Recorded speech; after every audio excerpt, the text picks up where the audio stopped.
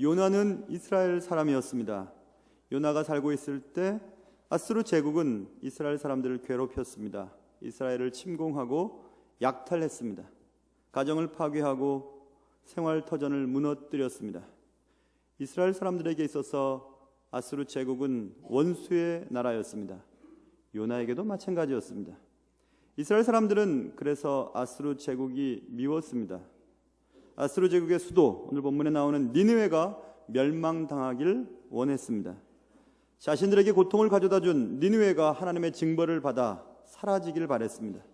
완전히 파괴되고 그들의 눈에도 우리와 똑같은 피눈물이 흘러나오기를 기대했습니다. 이스라엘 사람들은 니느웨 사람들을 미워했습니다. 요나도 니느웨 사람을 미워했습니다. 그런데 어느 날 이상한 일이 벌어졌습니다. 사랑의 하나님, 그분께서 요나에게 말씀하기 시작하셨습니다. 요나야, 니느웨 사람들에게 가서 말씀을 전하거라. 아니 하나님, 니느웨 사람들은 진노를 받아 마땅한 사람들입니다. 복음의 말씀, 위로의 말씀, 용서의 말씀, 회개의 메시지를 그들에게 전해서 그들이 회개하고 돌아오면 용서하실 거예요? 그렇게는 안 되죠. 하나님, 니느웨 사람들에게 진노를 내리셔야죠. 요나는 화가 났습니다. 요나는 이제 니느웨 사람들뿐만 아니라 니느웨 사람들에게 또다시 기회를 주시는 하나님께도 화가 났습니다. 하나님을 미워하기 시작했습니다. 그런 얘기가 오늘 본문에 기록되어 있습니다. 오늘은 미움에 대한 말씀입니다. 말씀을 듣는 가운데 미움에 대한 깨달음이 여러분과 저에게 있기를 주님의 이름으로 축원합니다. 여러분, 미움은 대단한 힘을 가지고 있습니다. 요나는 선지자였습니다. 하나님께 말씀을 듣고 백성들에게 전하는 사역자였습니다. 선지자에게 있어 하나님의 말씀은 절대적인 것이었죠. 그런 선지자 요나가 하나님의 말씀에 불순종하고 있습니다. 니느웨로 가라 라고 하나님께서 말씀하셨을 때 3절 보면 그러나 요나는 다시스로 도망하려 하여 애썼습니다. 미움의 힘이 얼마나 큰지 하나님의 말씀도 거북해 할 만큼 강력했습니다. 하나님의 말씀도 듣지 않는다면 사람의 말을 들을 수 있을까요? 그래서 미움에 빠진 사람은, 어떤 사람을 미워하는 사람은 누구의 말도 듣지 않게 만드는 대단한 힘을 가지고 세상을 살아가게 됩니다. 그리고 그들은 하나님이나 할 수 있는 말들을 하기 시작하죠. 절대로 가만두지 않을 거야. 죽어도 못해. 절대로 용서할 수 없어. 라고 얘기하면서 미움에 가득한 사람들은 쓸데없는 곳에 힘을 낭비하기 시작합니다. 본문에 보시면 요나, 지금도 그랬고 그때도 그랬겠지만 교육자들이 살기가 그렇게 넉넉하지 않죠. 그런데 오늘 요나는 다시스로 가는 배를 잡아 타고 하나님의 얼굴을 피하려고 하고 있습니다. 그래서 그는 배에 올라탔습니다. 오늘 3절 하반절에 보시면 배삭스를 주고 배에 올라탔다. 그리고 다시스로 도망가려고 하고 있습니다. 다시스는 지금 스페인 정도에 되는 지역입니다. 그때도 그랬고 지금도 그렇고 국제선, 여객선의 백삭시 얼마나 비쌌을까요? 지금처럼 자주 있지 않은 배를 잡아 타고 외국으로 도망가려 하고 있습니다. 교육자에게 있어서 국제선 백삭스를 지불하는 일은 얼마나 벅찬 일이었음을 우리는 짐작할 수 있습니다. 그러나 미움은 그것을 가능케 만들어 주었습니다. 미움은 이렇게 쓸데없는 일에 시간과 재정을 낭비케 합니다. 여러분 한번 생각해 보세요. 미워 살겠어 이런 말 많이 쓰세요. 미워 죽겠어 이런 말 많이 쓰세요. 죽겠어 이런 말 많이 쓰거든요. 왜 다른 사람 때문에 내가 죽어야만 되죠? 왜 내가 죽어야만 될 만큼 괴롭죠? 에스더서 5장 9절부터 14절 모르드게를 미워한 하만에 대한 얘기가 나옵니다. 하만이 의시되고 걸어갈 때 모르드게가 인사를 안 합니다. 하루 이틀 계속 인사를 하지 않자 하만이 모르드게를 미워하기 시작합니다. 미워하고 결심을 하죠. 없애버릴 거야. 미움은 결국 죽음을 낳게 됩니다. 미움의 힘은 실로 대단하죠. 미움의 힘은 하나님도 말리지 못할 만큼 강력합니다. 미움은 쓸데없이 시간과 재정을 낭비하게 합니다. 미움은 이렇게 사람의 마음을 오염시키고, 그리고 그 오염된 마음은 다른 사람에게 전염시킵니다. 그래서 어떤 사람을 미워하는 사람과 같이 있으면 나와 상관없는 그 사람을 나도 미워하게 되는 놀라운 일들이 생기게 됩니다. 그래서 결국 미움은 힘을 얻고 폭력을 낳고 파멸에 이르도록 만들어 갑니다. 없애버리자. 미움의 힘을 과소평가해서는 아니 됩니다. 미움의 감정을 가슴에 담고 살아가다 보면 언젠가는 그 미움의 감정이 폭발하여서 미움의 대상이 사라지기까지 폭력적인 말과 행동을 하는 경우에 빠질 때가 많기 때문에 그렇습니다. 미움이 나를 지배하지 않도록 내버려 두어서는 안 됩니다. 지배하도록 내버려 두어서는 안 됩니다. 미워 죽겠어. 미움이 나를 죽을 지경까지 내몰지 않도록 주의해야 합니다. 미움의 힘은 대단합니다. 아무리 하나님의 사람이라도 하나님의 말씀 듣지 않습니다. 그리고 미움을 향해 끝까지 가보려고 합니다. 그렇다면 미움에 사로잡힐 때 우리는 어떻게 해야 합니까? 우리는 한 두 가지 정도 생각해 볼 수 있어요. 미움에 우리가 막 사로잡혀서 누군가 미워하게 되었습니다. 미워하는 마음이 자꾸 생깁니다. 말로 행동으로 자꾸 그 사람을 해를 주려고 하는 생각들이 자꾸 생길 때 어떻게 해야 되는가? 첫째, 우리는 미움이라고 하는 것이 하나님의 백성들에게는 어울리지 않음을 먼저 기억해야만 하는 것입니다. 오늘 요나가 하나님의 뜻을 듣지 않고 도망가려고 하고 태풍이 불고 요나가 바다에 빠지고 물고기 뱃속에서 기도하고 여차여차해서 이제 요나가 다시 하나님이 부탁하신 니느웨로 가서 복음을 전하는 장면이 계속해서 나오고 있습니다. 4장으로 넘어가 보면 요나는 매우 지금 싫어하며 성내고 있다는 말이 오늘 4장 1절에 또 등장하거든요. 요나는 하기 싫었던 겁니다. 미워하는 그 사람이 복음을 듣고 회개하고 하나님의 백성이 된다는 사실이 기분이 나빴던 것입니다. 그래서 계속해서 하기 싫었지만 자신의 죽음의 문턱에서 하나님께 회개하고 억지로 지금 순종하고 있었는데 역시 하나님의 말씀을 듣고 니느웨 사람들이 회개를 하자 요나는 기분이 나빴던 겁니다. 싫었습니다. 그래서 하나님께 화를 내고 성을 내고 있습니다. 그리고 하나님께 드디어 얘기합니다. 하나님 그럴 줄 알았어요. 주께서는 은혜로우시고 자비로우시며 노하기를 더디하시며 인애가 크시기 때문에 그들이 말씀을 듣고 돌이킬 줄 알았어요 라고 얘기했습니다. 4장 2절입니다. 또 3절에 하나님께 얘기합니다. 하나님 차라리 나 죽여주세요. 저런 꼴 못 봅니다.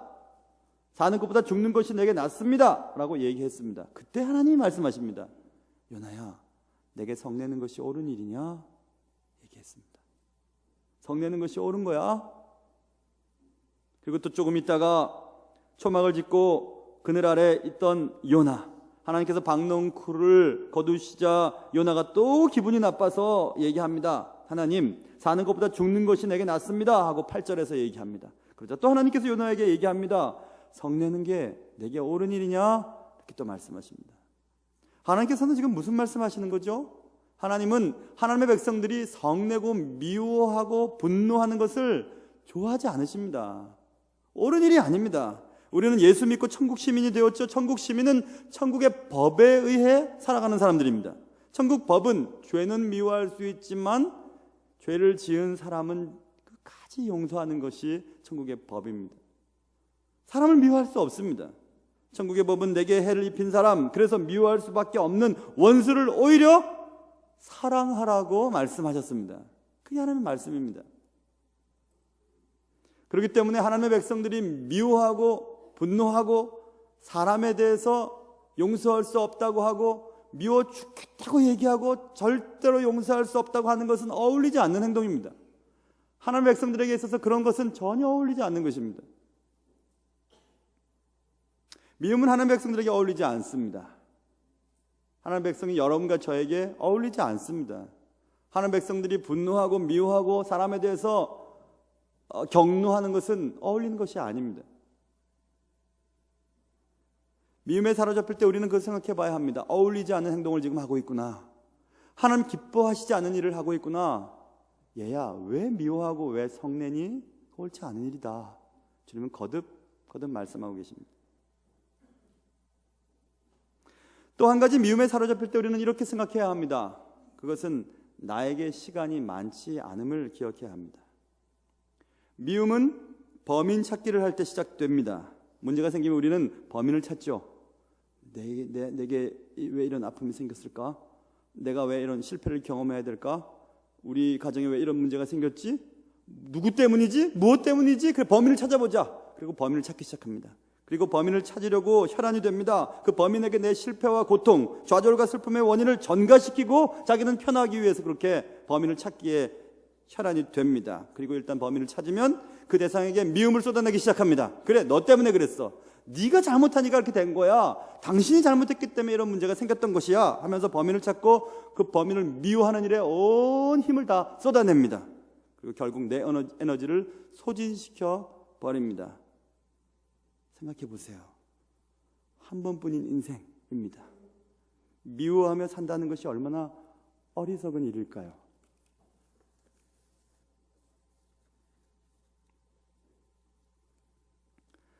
맛있는 차를 마시면서 맛있다. 요즘처럼 멋진 하늘을 쳐다보면서 하늘이 정말 아름다운데 구름이 저렇게 예쁠까? 구름 속에 비친 햇살은 얼마나 따스한가? 불광천에 있는 갈대를 보면서 얼마나 아름다운가? 또 사람들의 걷는 모습은 또 얼마나 아름다운가? 어제 결혼식 줄에 갔다가 돌아오는 차 안에서 재미난 일이 있었습니다. 독립문 위로 이렇게 지나오고 있는데 독립문 근처에서 데모를 하느라고 사람들이 잔뜩 모여 있더라고요. 잔뜩 깃발을 들고 흔들고 어떤 권사님이 예쁘다 그러더라고요. 가지각색의 사람들이 옷을 입고 있는 게 예뻐 보였다는 겁니다. 참 기분이 좋았어요. 그래, 모든 것을 예쁘게 볼 수 있다면 얼마나 좋을까? 그런 생각을 해보았습니다. 왜 우리는 이 멋진 세상에 살아가면서 왜 미움으로 에너지를 소비하면서 살아갈까요? 미워 죽겠어. 왜 그렇게 살까요? 시간이 많지 않은데 왜 그렇게 살까요? 최근에 어떤 책을 읽으면서 그 책 속에 한 가지 얘기가 나왔습니다. 토카와 타치오라고 하는 일본의 생물학자가 쓴 책에 대한 내용이 그 속에 나왔습니다. 그 책의 제목은 코끼리의 시간, 주의 시간이라고 하는 책의 내용이었습니다. 우리가 평생토록 호흡하는 호흡의 수가 거의 일정하다, 이런 얘기였습니다. 흔히 젖먹이 동물을 포유류라고 하죠. 이 포유류, 모든 포유류들은 평생 동안 모두 약 한 5억 번 정도의 호흡을 하면 생명이 마치도록 되어 있다, 이런 얘기를 모든 포유류를 조사하면서 결론을 내렸습니다.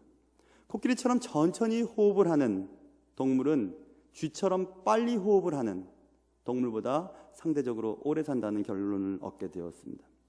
모든 동물들이 5억 번의 호흡을 하고 나면 이제 죽게 되기 때문에 그렇다는 것입니다. 사람은 어떨까요? 사람은 1분에 한 12번 정도 호흡을 한답니다. 1시간에 720번, 하루에 17,280번, 1년에 630만 7,200번, 5억 번을 630만 7,200으로 나누면 79.274년으로 나눌 수 있습니다. 그럼 약 79.3살 정도가 인간이 적당하게 사는 거. 성경 말씀과 딱 맞아요.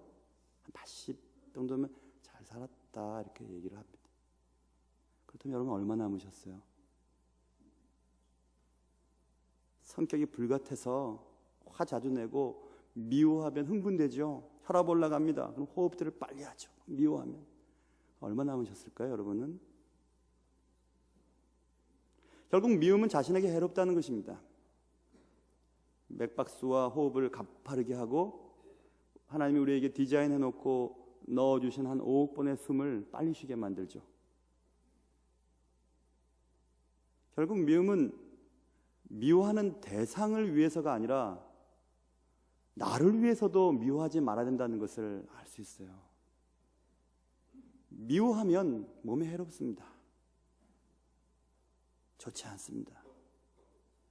우리가 꼭 거룩하게 하나님께서 원수를 사랑하라 했으니까 사랑해 봐야지 라는 것을 두 번째, 세 번째로 두고 일차적으로도 우리 자신에게도 좋지 않다는 결론을 얻을 수 있기 때문에 그렇습니다.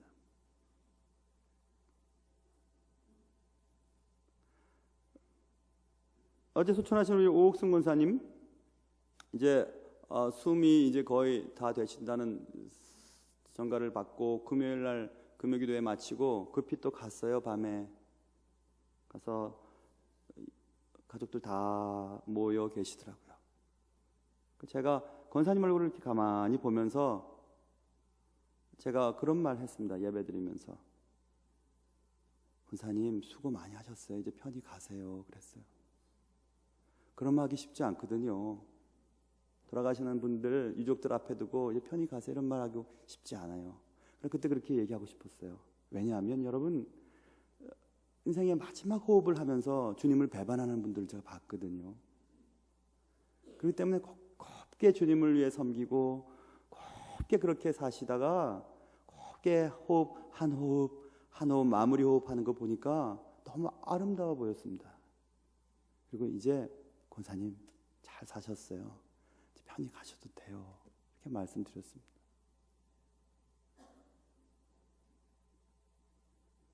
여러분, 미워하며 살다가 인생 떠난 사람들 얼굴 다릅니다. 용서하지 못하고 인생 떠나는 분들 마지막이 다릅니다.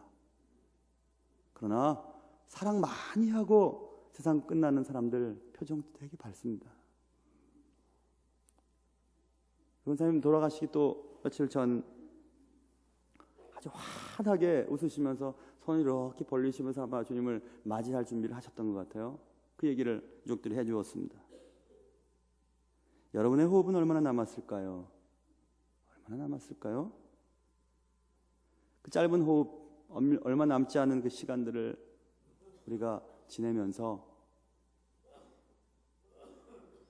우리는 얼마나 쓸데없는 일에 시간을 낭비하고 있습니까? 여러분, 또 이런 말씀을 드린다고 또 이제 호흡이라도 천천히 해서 오래 살아야지 하고 천천히 지금 호흡하는 분들이 계세요. 지금 보니까 얼굴이 빨개지도록. 평소에 호흡하는 대로 하세요.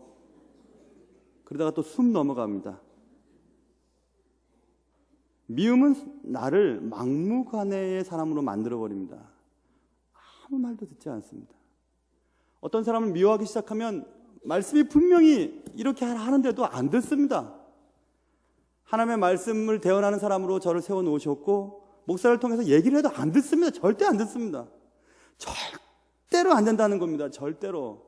하나님의 자리에 그가 앉아 있으려고 해요. 절대로 용서하지 못할 사람이 누가 있고 절대로 받아들일 수 없는 사람이 누가 있습니까? 그런데 우리는 절대로 끝까지 이렇게 얘기를 많이 합니다. 하나님의 말씀은 절대 들으려 하지 않습니다. 이 선지자 요나도 듣지 않았는데 우리란들 듣겠습니까? 그렇기 때문에 우리가 먼저 해야 될 것은 미움이 나를 사로잡지 않도록 미리미리 용서하시고 미움을 털어버려야 됩니다. 쓸데없는 일에 시간과 돈을 낭비해서는 안 됩니다. 무모하게 그래 한번 끝까지 한번 가보자 그래 누가 이기는지 그럴 필요가 없으세요. 여러분, 왜냐하면 우리의 호흡은 점점 줄어들고 있기 때문에 그래요. 하나님이 우리에게 심어놓으신 호흡의 수가 점점 지금 사라지고 있기 때문에 그렇습니다. 사랑합니다. 정말 사랑해요. 그리고 우리 한번 기쁘고 행복하게 지냅시다. 찬양합시다. 기도합시다. 그러기도 시간이 너무 부족하거든요. 제가 우리 교회 온 지 한 4년 됐는데요. 4년 가까이 오고 있는데 4년 동안에 정말 많은 분들 장례 치러 보냈습니다. 정말 떠오르면 정말 보고 싶은 사람들 많아요. 얼마나 많은 사람들이 지금 오고 갔는지 모릅니다. 여러분의 인생은 얼마나 남았을까요? 얼마나 남은 인생을 그래도 미워하며 살기로 결심하고 계십니까? 무모한 일입니다. 미움은 우리 예수 믿는 사람들에겐 전혀 어울리지 않습니다. 하나님이 우리에게 주신 시간은 미워하며 살기에는 너무 아까운 시간들 뿐입니다. 죄는 미워하나 죄 지은 사람까지 미워해서는 안 되는 것입니다. 하나님이 우리에게 언제나 그러셨듯이 기다려줘야 합니다. 내 마음에 들지 않고 내 수준에 도달하지 않은 저 사람이 도달할 때까지 기다려줘야 합니다. 그들이 자랄 때까지, 그들이 성장할 때까지 기다려줘야 합니다. 기다리지 말고 오히려 더욱 사랑하면 어떨까요? 오히려 더 사랑해주면 어떨까요? 상대방이 내게 미움을 표시하고 내게 함부로 말하고 행동할 때 오히려 그를 위해 더 많이 기도해 주면 어떨까요? 더 많이 잘해주면 어떨까요, 여러분? 그들의 호흡을 진정시키고 내 호흡도 진정시키면서 정말 많이 사랑하면 어떨까요? 미움의 끝은 파멸뿐입니다. 너 죽고 나 죽습니다. 다 죽고 맙니다. 그리고 옆에 있는 사람들도 죽습니다.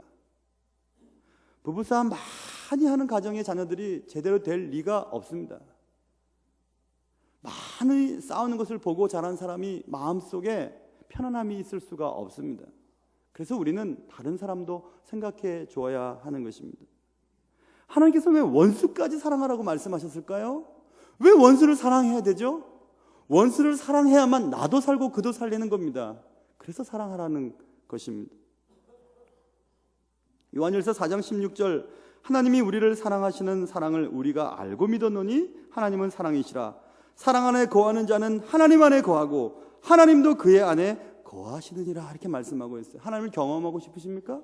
그렇다면 사랑하셔야 돼요. 사랑할 수 없는 사람도 사랑해 보세요. 그러면 그 사랑 속에 하나님이 웃고 계시는 것을 느낄 수 있습니다. 요한일서 3장 16절에도 그가 우리를 위하여 목숨을 버리셨으니 우리가 이로써 사랑을 알고 우리도 형제들을 위하여 목숨을 버리는 것이 마땅하니라. 이렇게 말하고 있어요. 여러분이 사랑하는 막내 아이들, 혹은 여러분이 눈에 넣어도 안 아플 것 같은 어떤 대상을 위해서 목숨을 버릴 수 있을 것 같지 않습니까? 그럴 수 있을 것 같죠? 저도 그럴 것 같아요. 모르죠? 당해보진 않았으니까. 3일 전인가요? 한번 생각해 봤어요. 내 아내를 위해서 내가 목숨을 버릴 수 있을까? 3초밖에 안 걸렸습니다. 예스. 버릴 수 있을 것 같아요. 막내를 위해서 내 목숨을 버릴 수 있을까? 3초? 한 4초 걸렸어요. 예스. 이래야만 아내가 좋아하기 때문에 그렇습니다. 또 큰아들을 위해서 버릴 수 있을까? 예스. 3초 한 조금 넘게 걸렸습니다. 자연스러운 거였어요. 여러분 안 그러시겠어요? 다 마찬가지죠. 그런데 성경은 형제를 위해서 목숨을 버리는 것이 대단한 일이 아니라 마땅한 일이래요. 거기서 형제는 육신적인 형제를 말하는 것이 아닌지 여러분 아시죠?